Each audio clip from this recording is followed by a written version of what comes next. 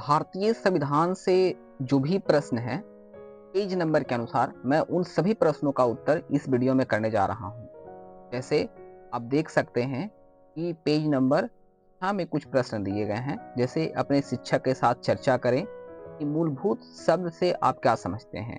अपने रोजमर्रा के जीवन के आधार पर मूलभूत नियम का एक उदाहरण दें। जो भी दिए गए हैं प्रश्न, उन सभी प्रश्नों को मैं उत्तर करने जा रहा हूँ। चलिए वीडियो को शुरू करते हैं। बुक के पेज नंबर 6 पर प्रश्न है। पहला प्रश्न, मूलभूत शब्द से आप क्या समझते हैं। अपने रोजमर्रा के जीवन के आधार पर मूलभूत नियम का एक उदाहरण दें। इसका सही उत्तर होगा वैसा नियम या कानून जो समाज का स्वरूप तय करे और अलग अलग समाजों के बीच फर्क पता करे, वह मूलभूत कहलाता है। जैसे हमारे स्कूल में समय पर आना एक मूलभूत नियम है। पेज नंबर 6 का ही दूसरा प्रश्न है, नेपाल की जनता एक नया संविधान क्यों चाहती थी।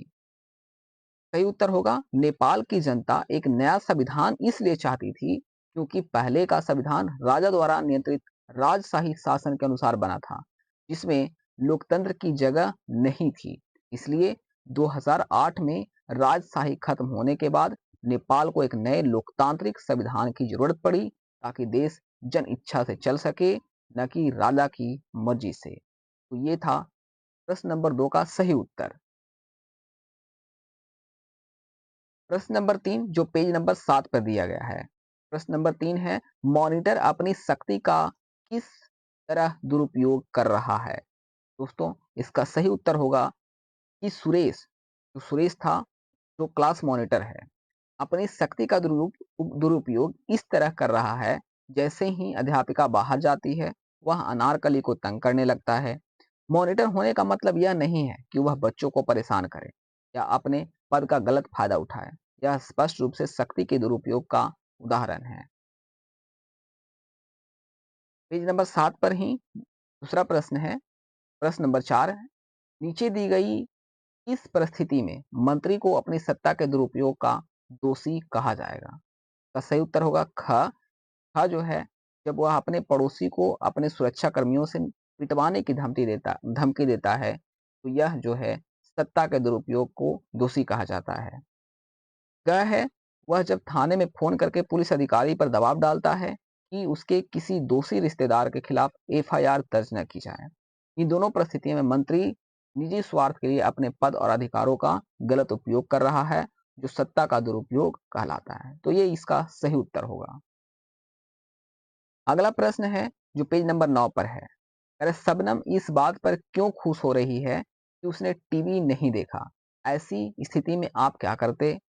तो इसका सही उत्तर होगा कि शबनम इस बात पर इसलिए खुश हो रही है कि उसने टीवी नहीं देखा, क्योंकि उस समय टीवी पर कोई ऐसा कार्यक्रम या बहस चल रही थी जो लोगों की भावनाओं को भड़काने वाला था।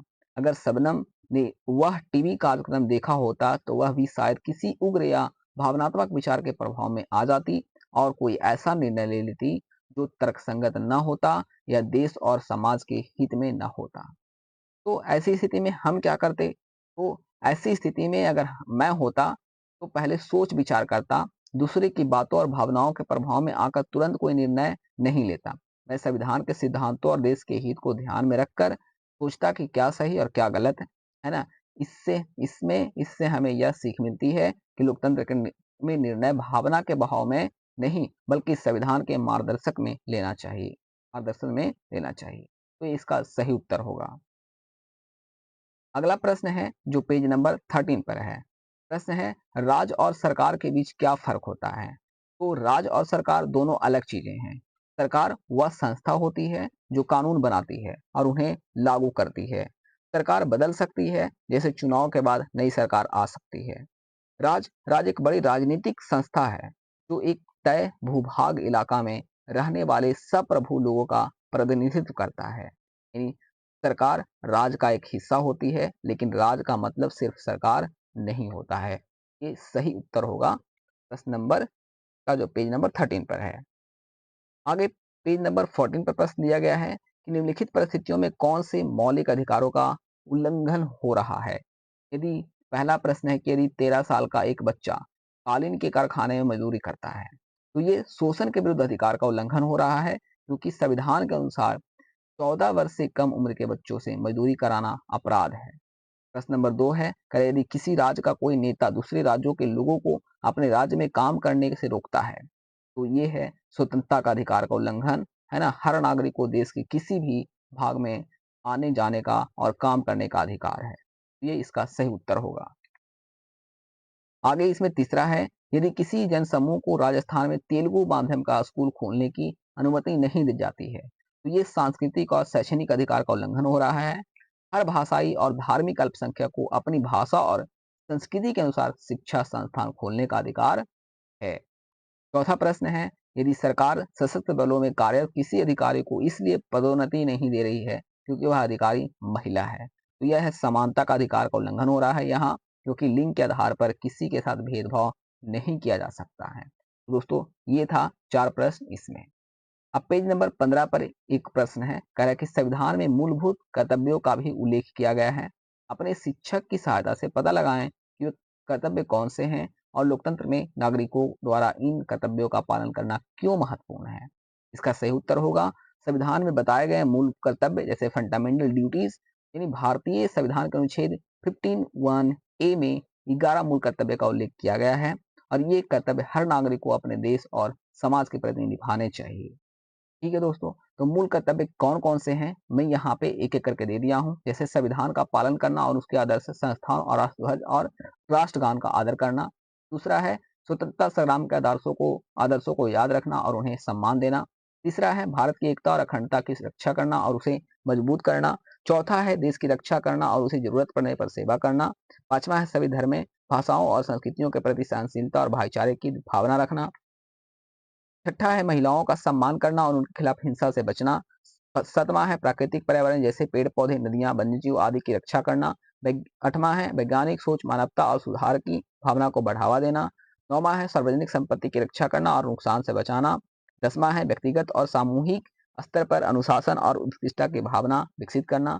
11वां है अपने बच्चे को 6 से 14 वर्ष तक साल की शिक्षा दिलाना। यह 2002 में जोड़ा गया था, जो भारतीय संविधान के अनुच्छेद 21(a) में है। 86 अमेंडमेंट करके जोड़ा गया था। तो अगला प्रश्न में यही है कि लोकतंत्र में इन कर्तव्यों का पालन क्यों जरूरी है। तो लोकतंत्र सिर्फ अधिकारों पर नहीं, कर्तव्यों के पालन पर भी आधारित होता है। अगर हर नागरिक अपने कर्तव्यों का पालन करेगा, जैसे कानून का सम्मान, पर्यावरण की रक्षा, देश की एकता बनाए रखना, तो समाज सुरक्षित, मजबूत और विकासशील बनेगा। यह नागरिकों की जिम्मेदारी है कि वे देश के लिए अच्छा सोचे, मिलजुल कर रहे और अपने व्यवहार से देश के लोकतंत्र को मजबूत करे।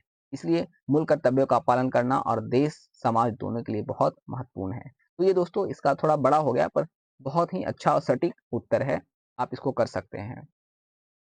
अगला प्रश्न है, जो पहला प्रश्न को दिखा रहा है, कह रहा है किसी लोकतांत्रिक देश को संविधान की जरूरत क्यों होती है। ये अभ्यास प्रश्न से है, जो बुक में दिए गए हैं वो सभी प्रश्न है। यहाँ पे जो पहला प्रश्न है इसमें, तो लोकतांत्रिक देश में संविधान जरूरी होता है क्योंकि यह सरकार को सीमाएं बताता है, नागरिकों के अधिकार तय करता है और सबके लिए नियमों की व्याख्या करता है, व्यवस्था करता है, ताकि सबके साथ न्याय हो। तो इसका सही उत्तर होगा। अगला प्रश्न है दूसरा, कारण नीचे दिए गए तालिका को देखकर बताएं कि नेपाल में संविधान परिवर्तन 1990 तथा 2015 का क्या अंतर था। तालिका के अनुसार है 1990 का संविधान नेपाल को संवैधानिक राजतंत्र घोषित करता था, जिसमें राजा और निर्वाचित सरकार दोनों की भूमिका थी।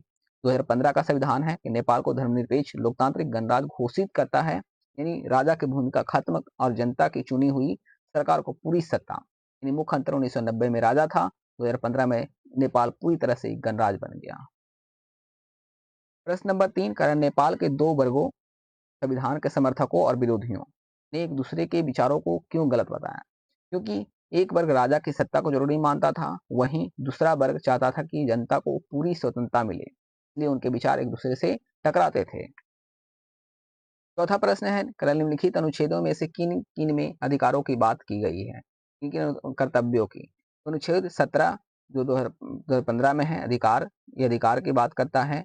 अनुच्छेद 35 1990 ये अधिकार की बात करता है। अनुच्छेद 51 2015 ये कर्तव्य की बात करता है। अनुच्छेद 36 1990 में है जो कर्तव्य की बात करता है।